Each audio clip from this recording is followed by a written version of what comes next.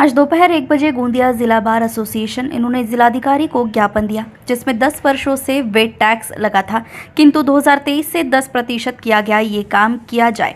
नूतनकरण में 15% तथा शासन को जून 25 से उत्पादन शुल्क 60% बढ़ा दिया गया है, जिससे राज्य में अनेक लोग घर में गृह उद्योग से बिक्री कर रहे हैं, जिसका आर्थिक नुकसान भी हो रहा है। अनेक मुद्दे जो जिलाधिकारी को दिए गए, इसलिए संगठन द्वारा टैक्स की कमी की जाए, ये कहा गया है। इस अवसर पर पंकज यादव, हरीश शिवहरे, क्रांति जायसवाल, रोशन जायसवाल, आकाश जायसवाल, निकुंज साहू, अनेक बार के मालिक संचालक प्रमुखता से उपस्थित थे।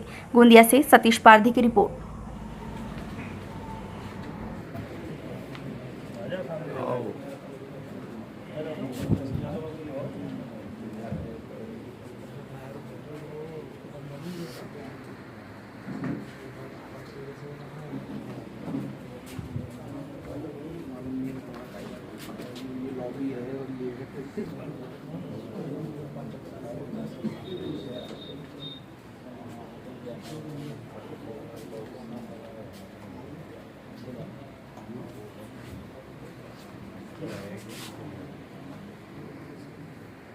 अध्यक्ष महोदय आमच्यासोबत आलेले आहे, कारण की जे व्यवसाय आहे ते व्यवसाय बंद करण्याची वेळ आलेली आहे आणि या व्यवसाय बंद कसा करू, आम्ही इतके पैसे लागलेले आहे, 25-30-40 लाख रुपये आता लागून राहिले आणि गोंदिया जिल्ह्यात नाही पूर्ण संपूर्ण महाराष्ट्रामध्ये जे लायसन्स आहे असं देऊन राहिले, जसे फुटाणे देत आहे सब्जी भाजी घेण्याच्या मार्केटमध्ये जात नाही तर प्रमाणे देऊन राहिले लोक, तर आमचा धंदा कसं चालणार। यासाठी आम्ही कलेक्टर महोदयाला पत्र दिलेलं आहे की आपण माननीय जे मंत्री साहेब आहे त्याची आमची एक विनंती दिलेली आहे, त्याच्यात 10% जे टॅक्स लागलेला आहे तर माफी करण्यात यावा आणि आमचे जे व्यवसाय आहे चांगल्या प्रमाणे चालू यासाठी आम्ही सहकार करा, असं आमच्या पूर्ण गोंदिया जिल्हा आज पूर्ण बंद आहे। आमच्यासोबत जे वाईनसाहेब आहे त्या लोकांना आम्हाला सहकार केलेलं आहे, त्याचा आम्ही गोंदिया जिल्हा संघ बार एसोसिएशन त्याला बहुत धन्यवाद देतो, कारण की आमचा सगळ्याचा व्यवसाय एकच आहे आणि जे शासनची आम्ही मागणी करतो की आमच्यावर जे 10% टॅक्स लागलेला आहे त्याला माफी करावं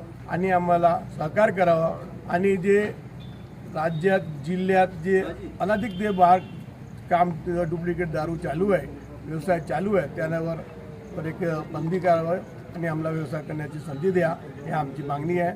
जे आम्ही करत आहोत त्याच्यामध्ये काय आहे, 2022 पूर्वी गोंदिया जिल्ह्यात फक्त 176 लायसन्स होते।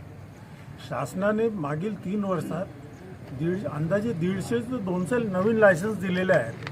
ते नवीन लायसन्स ज्यांनी घेतलेले आहेत त्यांच्या आता इन्व्हेस्टमेंट करून सध्या ते सुरू झालेले आहेत, 2 महिने 4 महिने 5 महिने त्यांना झालेले आहेत। आता हा एवढी दरवाढ केल्यावर बारमध्ये कस्टमर येणारच नाही, मग बार कसं चालेल, त्यांच्या इन्व्हेस्टमेंट संपूर्णपणे डुबला।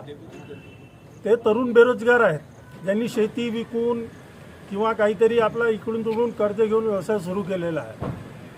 अशा प्रकारे जर त्यांनी इतकी दरवाढ केल्यानंतर बारमध्ये कस्टमर येणार नाही, बार चालणार नाही, लोक काय करणार की इकडून तिकडून डुप्लिकेट दारू घेणार, ढाब्यावर सार्वजनिक ठिकाणी दारू पिऊन मस्ती करतील, सुरक्षा व सुव्यवस्था खराब होईल।